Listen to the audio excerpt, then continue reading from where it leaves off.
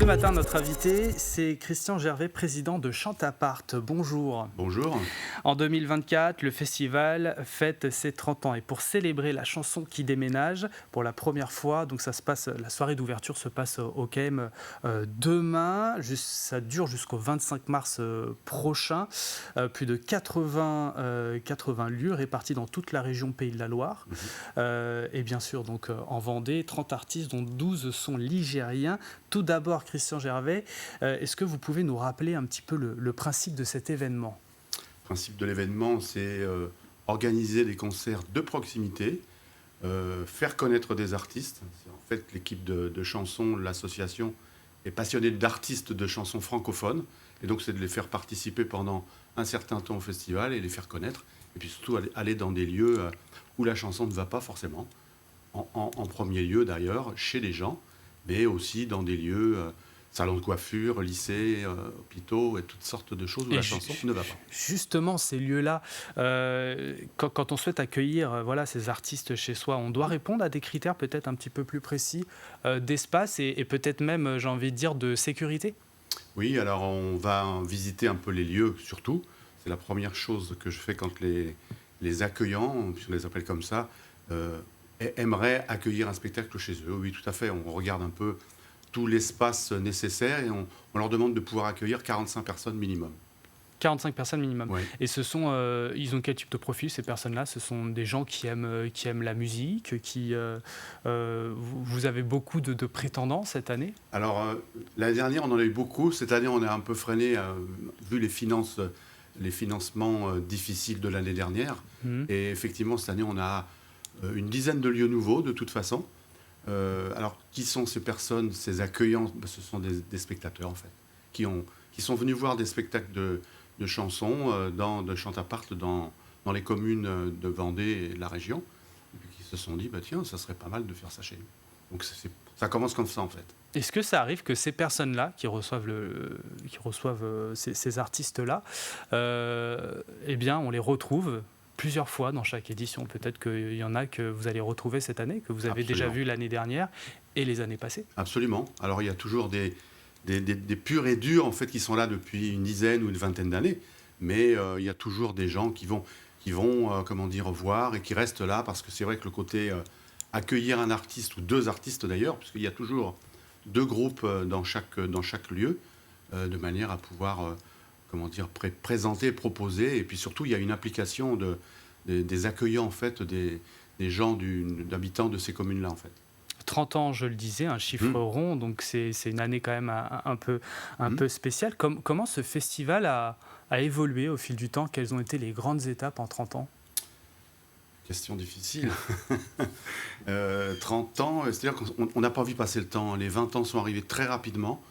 Et on s'est rendu compte qu'il y a quelques années, c'était les artistes amis qui venaient un peu nous voir.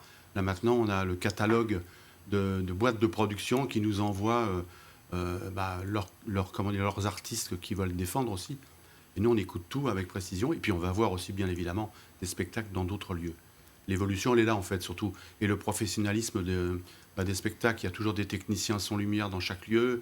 Il y a toujours toute une infrastructure, on va dire, des théâtres éphémères organisés dans les lieux, dans les maisons. Donc ça veut dire que ceux qui reçoivent peuvent choisir les artistes ? Absolument.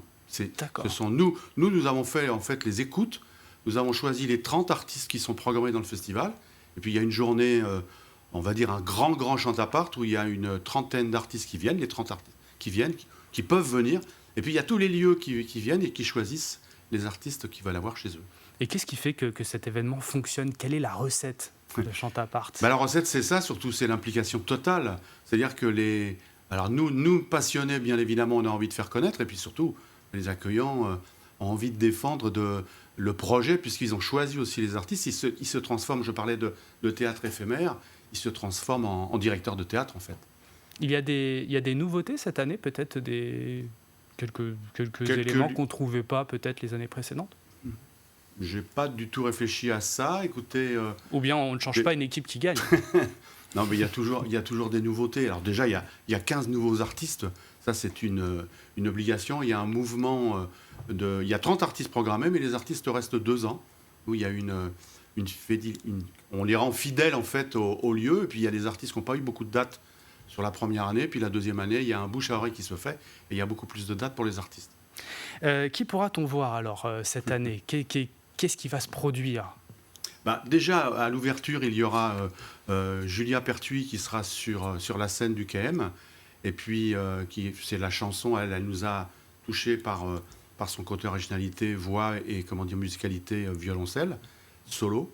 Et puis ensuite, HYL, qui est un groupe de hip-hop rap qui risque de faire bouger les gens, en fait. Et c'est pour ça qu'on parlait de style. C'est varié pour le coup. Voilà, l'objectif et l'originalité aussi du festival. Il n'y a pas que du hip-hop, du rap, il y a toute la variété de la chanson, en fait, on va dire ça.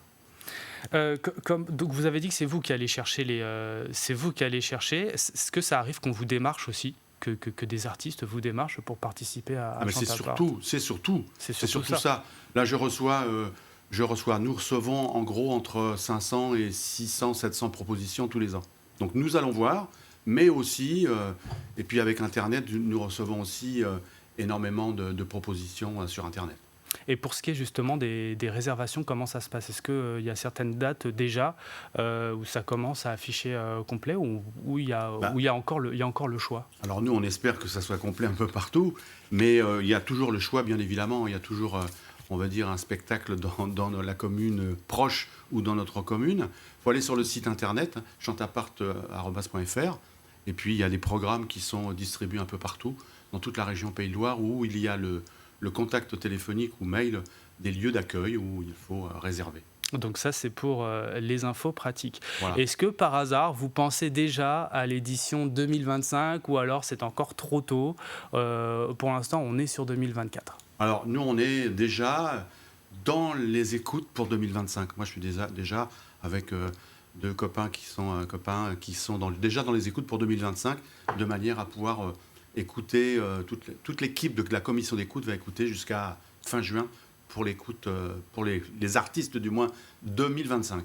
Et qu'est-ce que vous diriez à nos téléspectateurs qui nous regardent actuellement pour les inciter, leur donner encore plus envie de participer à cet événement? Être curieux, aller écouter de la chanson qu'on n'entend pas forcément sur les radios, sur les grandes radios FM. Être curieux, c'est important, puis soyez passionnés de chansons.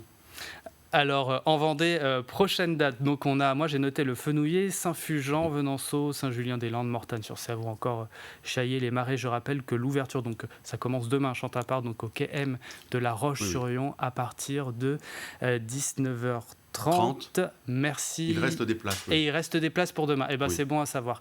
Merci, Christian Gervais, d'être venu nous parler de cette 30e édition. Merci beaucoup.